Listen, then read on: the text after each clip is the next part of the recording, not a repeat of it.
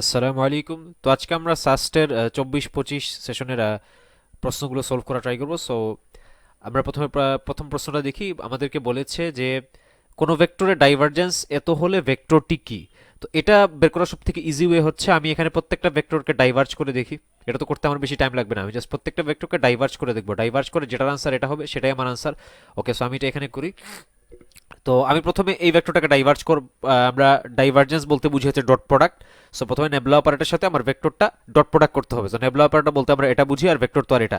ওকে, so আমি লিখে ফেললাম নেবলা অপারেটর এটা, আর এটা হচ্ছে আমাদের প্রথম ভেক্টরটা। প্রথম ভেক্টরকে আমি যদি ডাইভার্জ করি তাহলে সেক্ষেত্রে কি হবে, আমার সেক্ষেত্রে হচ্ছে ডট প্রোডাক্ট করতে হবে এটার সাথে এটার কোফিশিয়েন্ট, এই আই এর সাথে আই এর কোফিশিয়েন্টের ডট প্রোডাক্ট। তাহলে এটার সাথে এটা করলে কত হবে, 1 হবে। প্লাস ওয়াই এর সাথে এটা ইয়ে করলে পার্শিয়াল ডিফারেন্সিয়েট করলে হবে 1, প্লাস ডট প্রোডাক্ট, অথবা ডট প্রোডাক্ট মানে তো এটার সাথে এটা, তো এটার সাথে এটা ডিফারেন্সিয়েট করলে হবে হচ্ছে 1। আলটিমেটলি আনসার হচ্ছে আমার 3।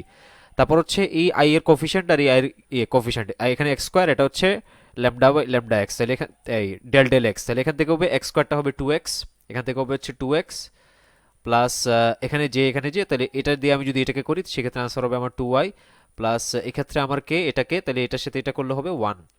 তারপর আমি যদি দেখি এটার সাথে এটা তো হবে 2x প্লাস এটার সাথে এটা করলে হবে 2y প্লাস এটা করলে হবে হচ্ছে কি 2z।